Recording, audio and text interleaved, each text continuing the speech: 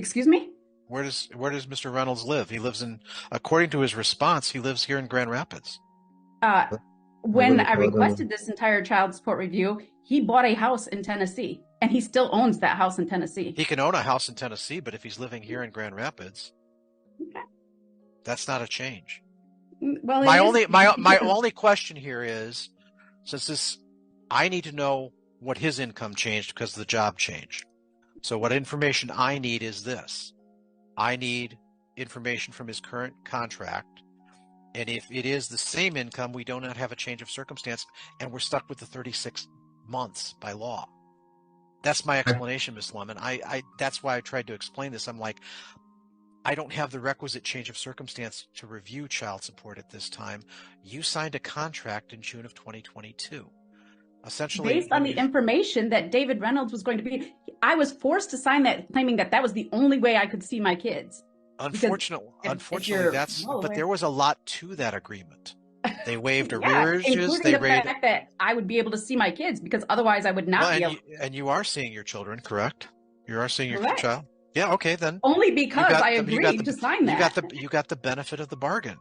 And that's my problem. I don't have the requisite legal change of circumstance to review this unless his income increased. If his income increased, I will review this. So what I need is I'm going to reserve on that because I want that information.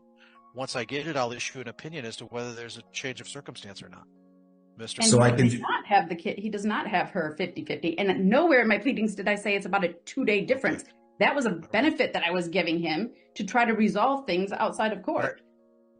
But again, her pleading says 2 overnights. I don't know. That's what her pleading says. It does not. Where does the pleading say that he only has 2 additional overnights? Please tell me where the pleadings say he only has 2 overnights. I will look it up right now. That's what I'm looking up too, because I know that I read it in your pleading. My request was for the child support to be based on 2 different overnights, but that was because of a conversation I had with Dave, which he claimed he would be willing to do if I would swap. Minor daughter Callie spends a minimum of 184 overnights with the plaintiff. That's what it says. A minimum. That's what your number 3 is. That's where I got the numbers from. A minimum. That is not saying there's only a 2-day difference. And I think you have a typo. Yeah, I think you have a typo. You probably meant defendant, but no, you are the plaintiff. No, I didn't. I meant the plaintiff. I am the plaintiff. You said 184. The judge continues and says that her paragraph 3 indicates that the parties have almost the same parenting time that was ordered in the previous order. Miss Lemon says that is his interpretation. She repeats that paragraph 3 says the minor daughter, Kalana Reynolds, spends a minimum of 184 overnights with the plaintiff. But that does not say it is an equal split by any stretch of the imagination. And nowhere does it say how many overnights Dave has. The judge cuts back in and says yes, it does. Then he says he's going to reserve, get the father's contract and look at what the pay is. He says he will note the pay in the order and let her know what the contract says. He adds that if it shows the $500,000 she is alleging, there still is no change of circumstances. In fact, he says the father's pay went down by $6,000. At that point, the other side thanks the judge.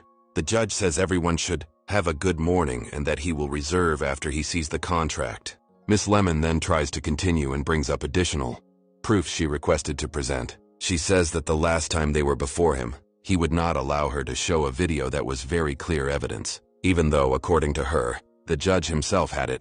The judge asks whether they have been in front of him before. Because he does not remember them, Miss Lemon answers that they absolutely have been in front of him before.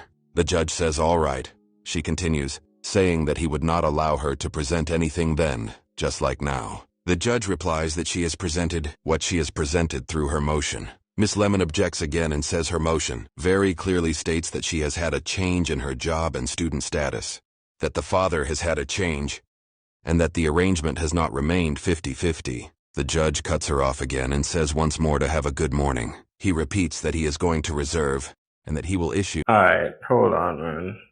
This is going too long, I should say. All right, so what I get is she wants more money from child support because she believes that the ex-husband is making more money. She apparently wants the house that she had to move out of because he owns a house in a different state. But why would you get the house when he lives in that house. Not because he owns property elsewhere. He doesn't live elsewhere. He lives in that house. You already got alimony. She claims she was forced to sign a document so she could see her children. Like, going through these type of situations is a give and take. And what I've noticed most of the time, bruv, the woman always try to ruin the man. They're never satisfied with whatever they get. It's like most of the times they plan this because they do whatever they do, going with a plan to get as much as they can. And a lot of times I'm realizing that these days it's not really working out to what they hoped, which is really good. The last thing you need to do is be pouring time, resources, money, your heart, your emotions into somebody who's not reciprocating. Don't be afraid to distance yourself from somebody that you are initially interested in, but if they are not reciprocating, you need to either turn that heat down or walk away from it without explanation. Believe me, you did not get an explanation for why things cooled off or why things never heated up. Stop spending money, stop spending time on women who don't reciprocate. She's hesitating with you, giving you hugs and kisses on the cheek, but I guarantee you she did not do that with Chad. She did not do that with the guy that she's really interested in. Oh, love takes time, love has to develop. No. There should be signs that it's strong, needs to be fulfilled, and she can't wait to be with you. From here on out, you will no longer waste time with a woman who is wasting your time. How do you know if she's wasting your time? She treats you like a friend. The relationship dynamic is not getting deeper. She allows long periods of time in between you seeing each other. She's dating other men. Most likely she is. If she does not say to you that she is exclusive and that she stopped seeing other people, that means she is seeing other people or is open to seeing other people. Yeah, those are some words of wisdom. Plenty of this I do recommend, you guys. Fellas, listen to this advice. This is really good advice. It's something that I have learned myself, and it's something that I practice, Rev. So I will move heaven and earth to take you down in this divorce if this is the you decide to play. You have 1 hour to deposit that money, or I swear to God, Vince, I'm calling the cops and telling them how unsafe I feel around you and how mentally and emotionally you've been and how you pushed me up against the wall in the bathroom my last day in that house, and I had to tell you to get off me 3 times. Do you want to be arrested in front of your kids, Vince? Because that's that I can make that happen. While in court. Watch me. Damn. Who was that on that recording? That was Leah, my wife. Recording. Yeah. And when did she tell you she was having an affair? I found out, and she didn't tell me at first. She gave me the divorce papers on a Sunday. I found out on a Tuesday from my brother. And when I asked her, she did tell me she was having an affair. And then by that Saturday, she had moved out.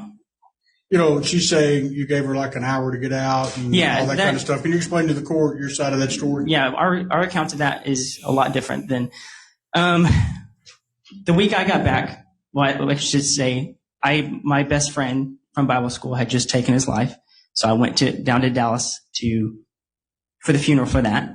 The week I got back, I noticed that Leah was kind of cold to me, and we were getting into small tiffs, but she wasn't talking to me. That Friday, she had told me she wasn't in love with me anymore, and I was completely blindsided. Leah's always had a very high, strong value for marriage and family, and I also didn't know she was having an affair. But I said, well, I want to fight for our marriage. We have a lot to fight for. Do you want to fight for our marriage? And she said, I don't know.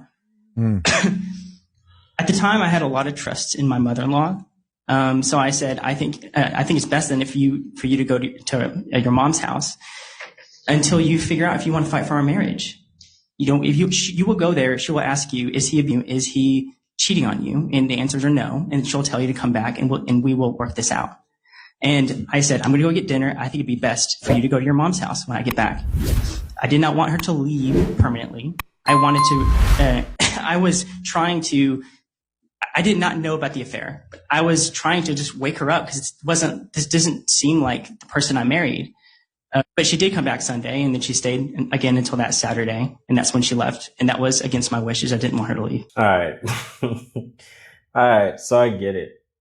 And a lot of times that's how you know when your partner or whoever you're seeing is doing with somebody else. Like their behavior towards you change, things you do that didn't affect them before starts annoying them, nitpicking, all of that. But I get what he's saying. What he was trying to explain to the judge was that he wasn't trying to get her to permanently leave. He was just trying to get her to see what she's doing or the damage that she's causing. Trying to give her a wake-up call to say, to come around and figure this out. But the thing is, bruv, like, if she doesn't know, I get it. You guys are married, I don't know for how long, but I get it. You love this person and you don't recognize her, you don't recognize the behavior. You guys have invested a lot together and you don't want to see that wasted. So, of course, you'd be willing to fight, which, yes, if you have a relationship that you value, the first thing you have to try to do is fight for it. But if you're the only one that's willing to fight for that, it's not worth fighting for.